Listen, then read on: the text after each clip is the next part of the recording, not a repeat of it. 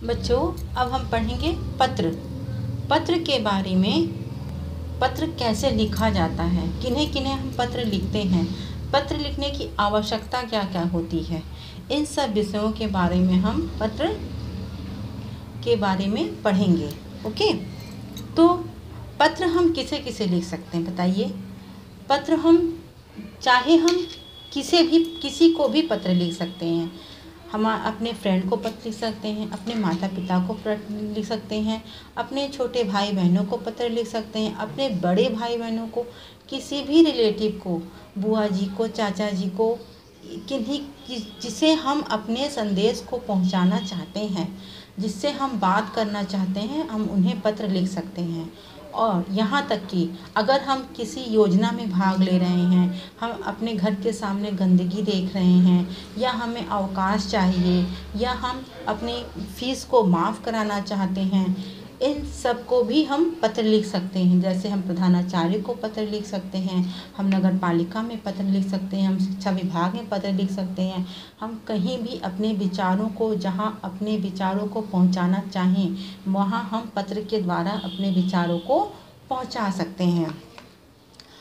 आजकल के ज़माने में पत्र की संख्या कुछ कम हो गई है, क्योंकि हमारे सामने क्या आ गया है, मोबाइल, जिससे हमें मन करता है हम मोबाइल से बातें कर लेते हैं, फेसबुक में बातें कर लेते हैं, व्हाट्सएप में बातें कर लेते हैं, वीडियो कॉलिंग कर लेते हैं। इसलिए पत्र का चलन अब कुछ कम हो गया है, किंतु अभी भी पत्र की महानता बनी हुई है, क्योंकि पत्र लिखना, किसी के लिए समय निकाल कर बैठकर पत्र लिखना, अपने विचारों को उसमें प्रकट करना, और अगर हमारा पत्र वहाँ पहुँचा है और किसी ने अगर रिप्लाई दिया है, उसके विचारों को पढ़ना, उसके संदेश को पढ़ना और उनके भावों को पढ़ना। पत्र एक भाव द्वारा लिखी जाती है, तो इस सब से अपना ही एक अनूठा आनंद मिलता है, इस आनंद का अपना ही मज़ा होता है। तो पत्र लिखने का भी अपना एक तरीका होता है। पत्र सरल भाषा में लिखी जाती है, स्पष्ट भाषा में लिखी जाती है और प्रभावशाली, यानी कि पत्र जो होती सरल, स्पष्ट और प्रभावशाली ढंग से लिखी जाती है। पत्र में अपनी बात को संक्षिप्त में लिखनी चाहिए और अनावश्यक बातों को हमें बार बार रिपीट नहीं करना चाहिए। पत्र जिसे लिखा जा रहा है उसे हम सबसे पहले उन्हें ही संबोधित किया जाता है। चाहे हम अपने से बड़े को पत्र लिख रहे हैं, किसी उच्च अधिकारी को पत्र लिख रहे हैं, या अपने से छोटे को पत्र लिख रहे हैं, या माता पिता को पत्र लिख रहे हैं, जिन्हें भी हम पत्र लिख रहे हैं, सबसे पहले हम उन्हें ऊपर संबोधित करेंगे। और अगर बड़ों को लिख रहे हैं तो चरण स्पर्श प्रणाम का संबोधन करेंगे, और अगर छोटों को लिख रहे हैं तो प्यार का संबोधन करेंगे। इससे पत्र की सौंदर्यता बढ़ती है और यही पत्र लिखने का सही तरीका भी है।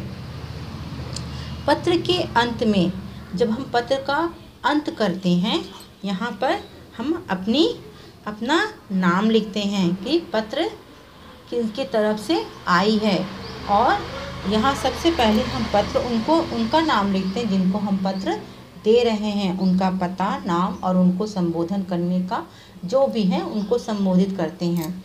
इसके बाद विषय, अगर हम किसी सरकारी स्थान पर हम पत्र दे रहे हैं या किसी टॉपिक पर हम पत्र लिख रहे हैं, तो वहाँ पर सबसे पहले हम विषय डालते हैं, यानी सब्जेक्ट डालते हैं कि हमारे पत्र लिखने का सार क्या है, हमारे पत्र लिखने का विषय क्या है। ठीक है, कभी कभी ऐसा भी होता है कि जिसके पास पत्र पहुंचा, यानी कि ऑफिशियल पत्र में अधिकतर होता है ऐसा कि पूरा पत्र पढ़ने का समय नहीं होता है, तो ऑफिशियल में जो कार्यकर्ता होते हैं वो सिर्फ विषय पढ़ लेते हैं, और विषय पढ़ने के मात्र ही वो समझ जाते हैं कि यह पत्र किस टॉपिक पे लिखा गया है। ओके, इसके बाद हम अपना यहाँ पर नाम लिखेंगे और जो तारीख होगा उस तारीख को हम इंगित करेंगे। ठीक है, और सबसे बड़ी बात है, पत्र को लिखते समय हमें कुछ विराम चिन्हों का प्रयोग करना पड़ता है।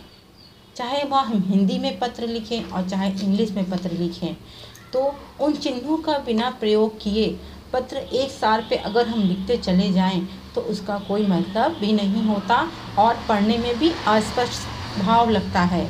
ओके, तो पत्र में हमें विराम चिन्हों का भी प्रयोग करना पड़ता है। आइए अब हम पत्र पढ़ते हैं।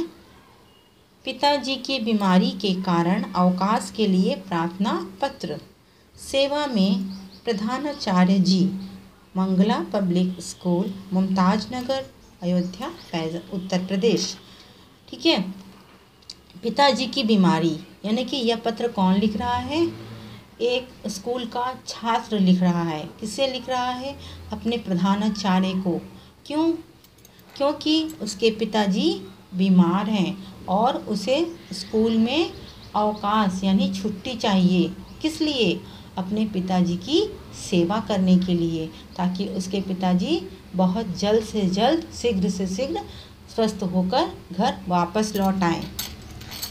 विषय क्या है? अवकाश के लिए प्रार्थना पत्र, यानी बच्चे को अपने विद्यालय से छुट्टी चाहिए और वह पत्र लिख रहा है अपने प्रधानाचार्य जी को। महोदय जी।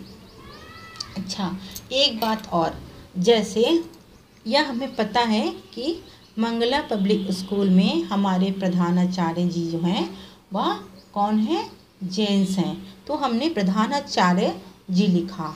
कभी कभी ऑफिशियल पत्र में ऐसा भी होता है बच्चों कि पत्र जब हम लोग लिखते हैं तो हमें ये नहीं पता कि आगे के पद में कौन है, वह पुरुष है। महोदय जी, सविनय निवेदन यह है कि मेरे पिता डेंगू बुखार के कारण राजकीय चिकित्सालय में भर्ती हैं। मुझे उनकी सेवाचर्या के लिए अस्पताल में मां के साथ रहना होगा। अतः आपसे निवेदन है कि मुझे 4 दिन का अवकाश, अब आप जिस 4 दिन को छुट्टी लेना चाहते हैं उन 4 दिन को आप यहाँ पर मेंशन करेंगे, देने की कृपा करें। आपका अति कृपा होगी, आपकी अति कृपा होगी, धन्यवाद। यहाँ पर आप अगर गर्ल्स हैं तो शिष्या लिखेंगे और अगर बॉयज़ हैं तो शिष्य लिखेंगे। अपना नाम लिखेंगे, कक्षा लिखेंगे और दिनांक लिखेंगे। ठीक है बच्चों, यह पत्र हो गया ऑफिशियल पत्र। पत्र 2 प्रकार के होते हैं, एक औपचारिक पत्र और दूसरा अनौपचारिक पत्र। ओके, तो पत्र के विषय में औपचारिक पत्र जो होते हैं वे हम किसी ऑफिस में देते हैं, प्रधानाचार्य को देते हैं, पुस्तक विक्रेता को दे सकते हैं, किसी व्यापारी को लिख सकते हैं, किसी सरकारी संस्था पर लिख सकते हैं। और अनौपचारिक पत्र जो होते हैं बच्चों, वह हम अपने घर परिवार वालों को दे सकते हैं, अपने बड़े भाई, माता पिता, छोटे भाई बहन, अपने रिलेटिव्स, जितने हमारे रिश्तेदार होते हैं उन सबको हम पत्र लिख सकते हैं। तो सबसे पहले पत्र की तरीके से मैंने बताया पत्र कैसे लिखा जाता है और पत्र को लिखने में क्या क्या सावधानियां होनी चाहिए। एक बार मैं फिर रिपीट कर दे रही हूँ। पत्र के कौन कौन से अंग होते हैं? ठीक है, भेजने वाले का पता और जो पत्र लिखते हैं हम लोग, जिसे पत्र लिख रहे हैं, जिन्हें हम पत्र लिख रहे हैं उन्हें हम बाईं ओर संबोधित करते हैं। और जब हमारा पत्र पूरा हो जाता है या किसी संस्था में पत्र देते हैं तो हम बीच में विषय को डालते हैं। विषय डालना बहुत आवश्यक होता है। और अगर किसी जगह हमें पता है कि वहाँ पर जो जिसे हम पत्र लिख रहे हैं वह लेडीज़ है या जेंट्स है, अगर लेडीज़ रहती है यानी महिला रहती हैं तो हम वहाँ पर वैसे शब्दों का प्रयोग करते हैं जैसे महोदया। और अगर हमें पता होता है कि वहाँ पर पुरुष है तो हमें वहाँ पर महोदय शब्द का प्रयोग करते हैं। लेकिन ऐसा भी होता है कि कभी कभी हम वैसी जगह में पत्र लिख रहे हैं जहां हमें यह नहीं पता कि हम जिन्हें पत्र लिख रहे हैं वह पुरुष हैं या स्त्री हैं। तो हम वैसी स्थिति में इस तरीके से, जिस तरह हमने महोदय जी लिखा है, ऐसे ही ऑब्लिक डालकर महोदया जी भी लिख सकते हैं। ठीक है। और जैसे हमें पता है कि मंगला पब्लिक स्कूल में प्रधानाचार्य पुरुष हैं, तो हमें यहाँ पे इसलिए हमने प्रधानाचार्य जी लिखा है। लेकिन जो कि हम ऐसे स्कूल में, कभी कभी ऐसा होता है कि हम किसी स्कूल में अपना आवेदन देने जा रहे हैं या हम उस स्कूल में पढ़ाना चाहते हैं। ठीक है। तो हमें पता नहीं है, हमने सिर्फ स्कूल का नाम सुन रखा है।